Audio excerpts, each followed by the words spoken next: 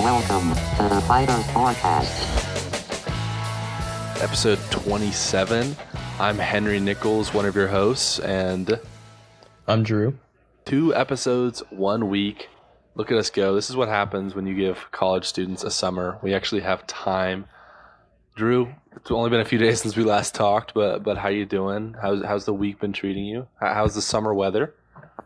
It's pretty good. I'm actually coaching a youth soccer team. Oh. So, well, it's indoor soccer, so it's not as hot. But that's kind of what I've been doing in my free time when I'm not doing my internship and stuff. But that's cool. Are they? Is it a good team? Like, what's your prediction? What's the over under on on the season record here? It's weird because half the team has showed up. It's almost not half, but everyone from the team has showed up. But we've only gotten 3 practices, and half showed up the second day, and the other half showed up the third day. And so I have no frame of reference for how they're gonna play. But our striker's really good. Apparently he's on an Olympic development program or something like that. So dude, they picked you for his coach, man. That's a lot of pressure you get. Well, no, I've done it before. I've been I've gotten at least 7 wins every season. So that's a lot of pressure. Yeah. So I got a reputation to uphold. Yeah, dude. Well, speaking.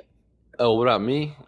Same kind of deal. I've been just working on the podcast, trying to stay busy, trying to make a little bit of money. I'm moving into a house for the school year on August 1st. So I'm moving in August 1st too. Oh, really, dude? Maybe we'll do a little bit of a little reunion at the beginning of August. Then I wonder. Oh, yeah.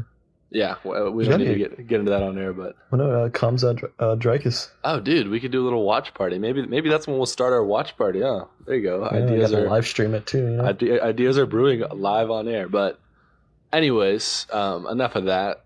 I was gonna do a little segue on speaking of coaching, because you've been doing some coaching this year. This is a special edition episode, which we felt was very relevant right now. And our question that we are answering today is the Ultimate Fighter still relevant? And obviously this has to do with the season that is coming out right now. I think only episode 1 is out right now, but I could be wrong about that. Episode 2 could be out soon as well. Chael Sonnen versus Daniel Cormier. And we'll get into this in a second. We have a little timeline for you, but the Ultimate Fighter was really started to bring the UFC into the limelight of sports. And we think as a duo, and I think the common consensus is right now, that it has significantly fallen off. So, Drew, what do you think of when you think of the Ultimate Fighter? Did you used to watch? Do you currently watch? What are your thoughts when someone asks you about the Ultimate Fighter? If anybody asks you about the Ultimate Fighter. Well, it's funny because I remember as a kid I would see they would do promotional commercials for it, and at the time my brain didn't put together that the Ultimate Fighter and the UFC were connected. So I almost was what is this reality show where these people are fighting and then it just really confused me. And then as I got older, I started getting more into UFC. I would just see all the funny clips that they would post on YouTube, because the UFC's YouTube account, they would always post funniest moments through the years of the Ultimate Fighter. And you got Rampage Jackson kicking that one door. You got Conor McGregor calling what was his name? A retired skateboarder. Yeah. Uriah Faber. Yeah. Uriah Faber, retired skateboarder. All this different stuff, but I've never really fully watched a season of it. I kind of got invested in it a little bit whenever Connor and Chandler did it, but I feel it was before me, if that makes sense. I never really just got into it. But what about you? Yeah. So honestly, for me, I got into the UFC because we had UFC Fight Pass on our TV downstairs. My dad used to watch some. And so honestly, some of the first UFC content I consumed was old Ultimate Fighter seasons. This is before I watched it live. So I remember Rob Whittaker versus Kelvin Gastelum, the Ultimate Fighter season, which was however many years ago. And then I watched TJ Dillashaw versus Cody Garbrandt Ultimate Fighter season. And that was before, obviously, Dillashaw popped for steroids and all that. But so I started out as a fan of the Ultimate Fighter. And I think, honestly, part of the reason that it got so popular is part of the reason that UFC is so popular and MMA in general is just, we love falling in love with personalities and athletes. That's what makes it easier to follow a lot of times than team sports, because you don't have to learn the offense and the defense and all this stuff. It's just you have a fighter, and that could be your whole fan base is one person. So that's what kind of got me into it. But I kind of stopped watching it, and I think that a lot of the luster around that has kind of been lost over the years. Oh, I mean, and like historically, the big reason why the UFC is as popular as it is today is because of the Ultimate Fighter. I think whenever Forrest Griffin had his championship Ultimate Fighter fight, I think Dana White says that that's one of the reasons that the UFC was able to actually stay in business. There were people like the viewership spiked when they were showing it on Spike TV, and that fight was like became insanely popular, and it created so much investment in the UFC going forward. So I understand like why they've continued to invest in it and continue producing it. But like you said, like I've never fully watched a season. I've never like been fully invested in it, I would say. And again, I feel like it's kind of like I felt like it was like a different era of like UFC production, if that makes sense. And I never really resonated with it as much. Yeah. But yeah, for sure. I think that's a really good segue into what we're going to talk about, because I mean, I think we both had different like perspectives of the Ultimate Fighter, because I never really followed it a lot until, like you said, Conor and Chandler. But it seems like you like that was like your first exposure to the UFC. Yeah. So I guess we can like come at it from different angles. Yeah. But yeah, if you want to like give like a rundown of like your understanding of the Ultimate Fighter and its significance. Yeah. So I think it's important before we, as you kind of say, go back and forth maybe on what the Ultimate Fighter means, importance of it. We could do a little timeline here. So like you kind of talked about the start in Spike TV, Lorenzo and Frank Fertitta purchased the Ultimate Fighting Championship in 2001 for $2 million. It started as a failing league. By 2004, they had put over $40 million into it, and it was not producing that kind of content. So Dana White and the Fertittas, as kind of a last shot at redemption for this, they came up with this. I was reading an article in preparation for this, and one of the producers had the idea for like a kind of Survivor style show, where contestants compete and they have to leave the house, blah blah blah. I guess it's not a house with Survivor, but you know what I mean. But anyway, yeah, Spike TV loved it. The episodes boomed. I mean, that was the time of reality TV, so it really started growing. But it still was just a streamed show, right? So they didn't know if the UFC product is live every week, and that it relies on that live content. So it wasn't until the finale of that season, which you talked about this earlier, Forrest Griffin versus Stephan Bonnar, blew up, and Dana always says, like you talked about this, his phone was blowing up. Everybody was going crazy. People were switching over to Spike TV just to watch this. It blew up, and Spike renewed, and the UFC was saved. So, honestly, the UFC definitely owes a lot of its success and honestly its survival to the Ultimate Fighter. So maybe that's part of the reason that they kept it going for so long. But yeah, that's a little rundown. Drew, if you want to kind of get into some of the ways that the Ultimate Fighter has succeeded, maybe some of the stars it's brought up, before we kind of get into some of the negatives of it as of recent. Yeah, I mean, the Ultimate Fighter has, like you said, it kind of grew up in that, it kind of established itself in that era of reality TV, and I think that's kind of what has created what was I wouldn't say necessarily the prime of UFC, but like what drew in the largest fan base and like spiked the interest in UFC. Because I mean, if you think about it, like the UFC has always been relatively popular, but you saw a massive explosion in interest outside of people who were just into martial arts whenever guys like Conor McGregor came in, like these like guys who weren't just insanely good fighters, but also these massive pop like personalities that, whether you liked their style, whether you hated their style, you like wanted to see them fight. Like everyone who hated Conor, they wanted to see him get knocked out, so they would buy every single pay-per-view. Everyone who liked Conor, they would buy every single pay-per-view because they loved seeing him knock out legends. But yeah, I think like for instance, if you look at the way that the Ultimate Fighter has brought about these like really good fighters that we can even see today. I mean, like you said, Robert Whittaker, who you're a very big fan of, he was brought up through that. You have also your Rodriguez, Brandon Moreno. It's crazy to think that Brandon Moreno and Alejandro Pantoja fought each other on the Ultimate Fighter. Yeah, so, I mean, there's clearly a lot of talent going through it. I mean, in more recent history, you have Brian Battle, who was the champion of the Ultimate Fighter, North Carolina local. Oh yeah, so shout out, cool stuff there. And then I guess also kind of like, I think another aspect of the Ultimate Fighter that was interesting was, like you said, was like the coaching, where initially it wasn't necessarily the case where you had the coaching and then the fighters, like the coaches fighting each other, but that kind of allowed for more promotion of fights, like especially with, like you said, like with like Conor and Faber. Like I distinctly remember like a bunch of clips of like Conor like beefing with the Ultimate Fighter competitors. Yeah. Like I remember he was like going at it against like TJ Dillashaw, who was just like randomly there one day. But yeah, I mean, it really helped to like display personality, and I think when you had talent going through, like getting to like learn them before they went to the UFC, it was really helped to like establish like long-term connections with fan bases. So I think that's really where it succeeded in its prime, for sure. Yeah, yeah. And I mean, another thing is just the creation of stars. I think that's a problem that people have with the UFC right now, is that there feels like a lack of pushing their stars, because the UFC brand has just become so powerful. But anyways, yeah, I think that those are some great points. It really was successful, and it brought the sport to the international fan base. I guess moving from that is some of the ways that it has kind of let us down, and I think a lot of these are in recent years. We talked a lot about the rise of streaming, that new deal coming up. Something we both noted when we were doing the research here is just, the access of so much content all the time now. And the UFC has live events. I mean, pretty much every, how many weeks would you say? Maybe like 48 weeks out of the 52 of the year. Like maybe they take a month off total. Yeah, I mean, like including Contender Series, like which is like usually what I think it runs from like August to like late October. I mean, they're doing at least an event per week for the vast majority of the year. So I mean, like there's always like something going on within UFC, I would say. Yeah, so there's just like not that much space for it. People don't really need.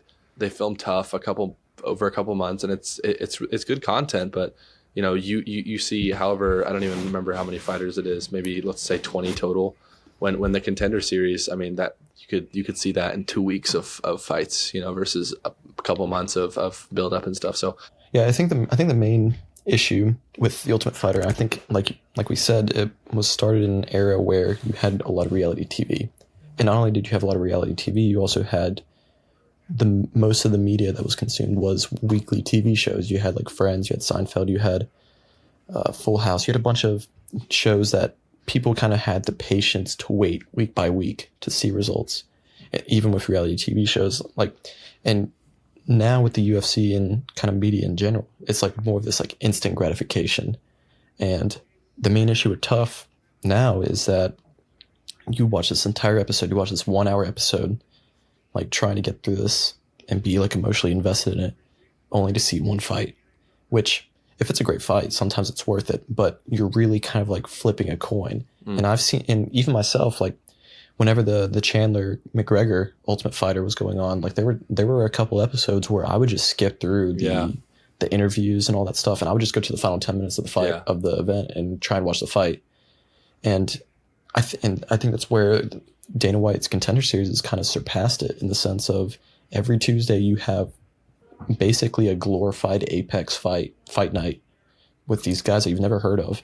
And what makes it interesting, at least on my end, is that I think a cool thing for me, at least when I'm watching UFC, is being able to see, like, follow a UFC fighter. Like the less popular I can follow a UFC fighter from where they start up, the better, in my opinion. Like I think Brian Bowe is an example of that.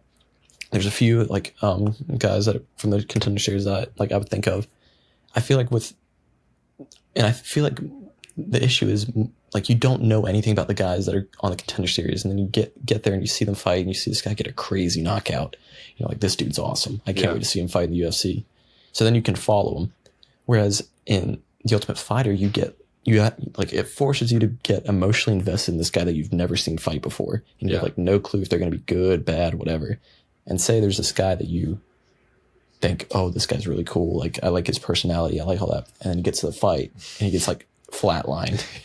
Then you've just wasted an hour of your day for nothing. And I think that's kind of where the issue has come, like amongst other things. But I think, like I said, like we're in a time where you can get any media instantly. And I think waiting a week by week basis for one fight doesn't cut it for a lot of UFC fans anymore.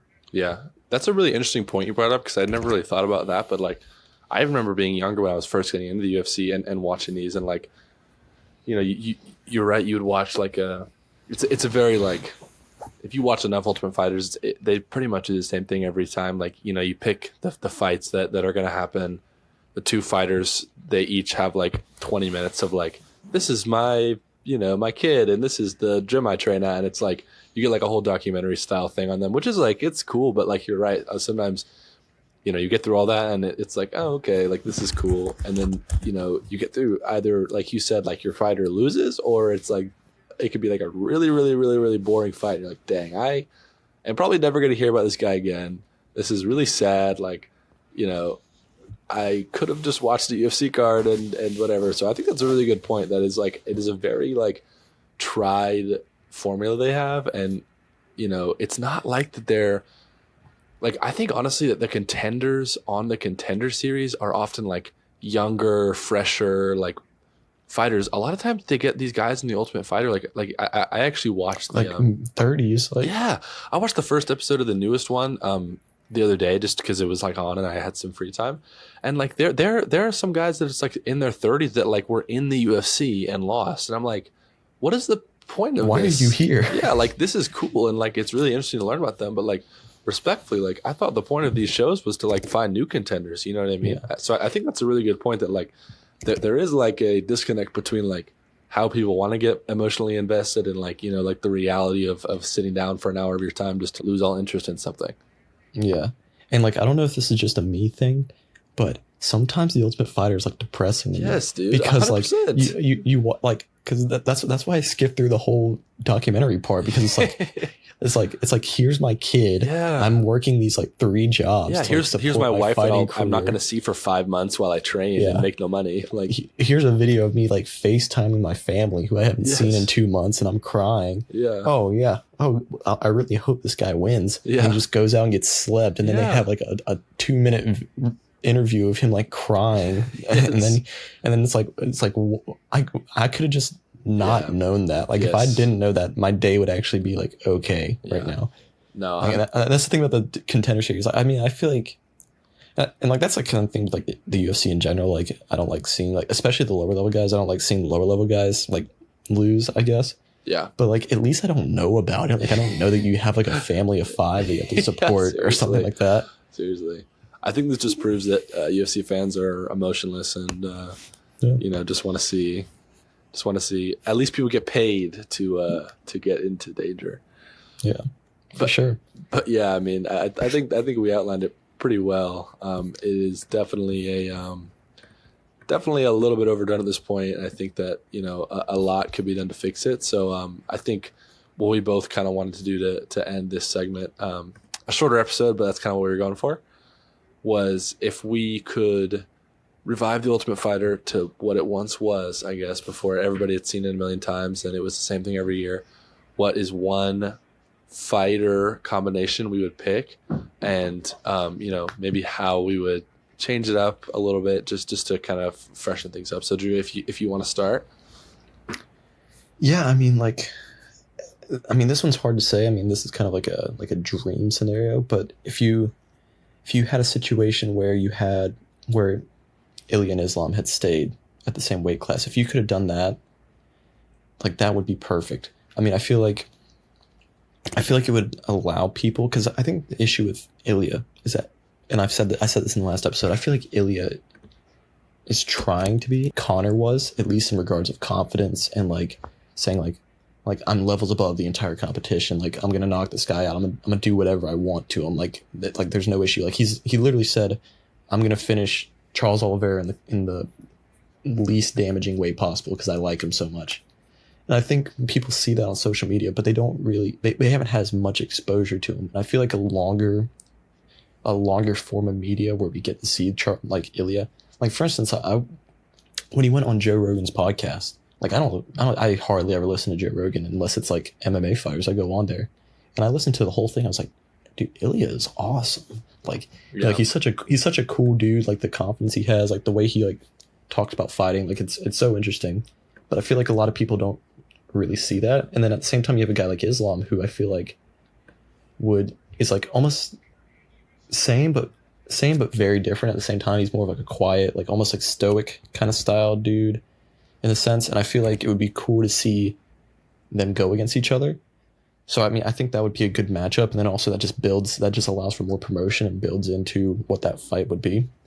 But at the same time, I think if it came about fixing the show itself, I think it would work better if instead of doing the documentary style of the fighters and the people and what they are outside of fighting, I think it'd be better if it was more of a documentary of the training, have it to where instead of Ilya's coaching every single fighter, Ilya's coaching this fighter just for this week. Like he is they're in a fight camp and Ilya's going to coach this fighter that you've never heard of, and this is what they're going to do. This is what they're going to work on. Because I think at the end of the day, whether the Ultimate Fighter likes it or not, the vast majority of its promotion comes from the coaches that it brings in, not the actual fighters. I think if you could do 3 fights per episode, I think that would help a lot. If you did a 10-minute documentary style section, fighter, 10-minute documentary, fighter, or fight, 10-minute fight, I think people would like that a whole lot more than kind of this 1 episode per thing. And then you can almost make it into this big documentary thing. You could even post it on Netflix instead of streaming, and I think people would be more invested in it rather than skipping from end to end like they usually are on ESPN or even on TV. But that's kind of what I think would, in a way, help to improve it. Yeah. I was going to go in a different direction with my fighters at first, but I kind of switched up because I was just thinking, and what you said kind of brought this to my mind. But I think if we're going to go recent too, I think one of the best ones could be John Jones versus Tom Aspinall. I mean, I at this point, I don't want to see them on the Ultimate Fighter right now because we just want them to fight. That's not this in this world. They have not been going back and forth for a year, and all this stuff has not been going on with the title. But I think that would be a really cool.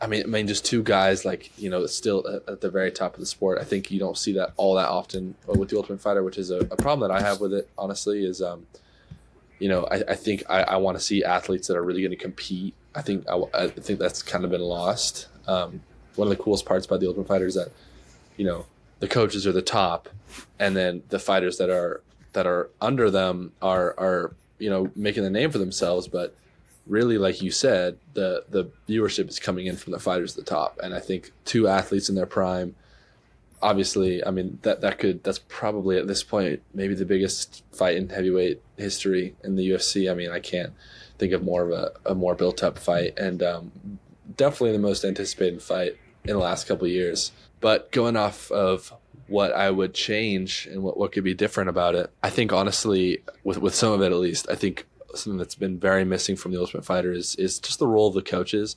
Honestly, they feel pretty uninterested to me a lot of the times. I don't really feel like I think they enjoy it and I think they have fun with it, but I just feel like there is not enough of them in the actual show. They come in for these little special segments. They introduce the fighters. They're in the corners. They give them a little pat on the back and maybe they cook a meal for them or something. But the show is advertised as the Ultimate Fighter coach versus coach. It's like, McGregor, Chandler, McGregor, Faber, whatever, Volkanovski. Who did he go against on the Ultimate Fighter?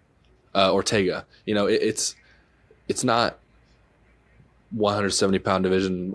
It's not. It's the coaches. So I want to, especially if they're going to fight at the end of it, bring us into their camp. That you could merge Countdown in the Ultimate Fighter and do little additions like that. Bring some of their fighters into the camp. Make the fight cards around when they're actually going to fight. Like the finale for the fighters. Don't separate it out.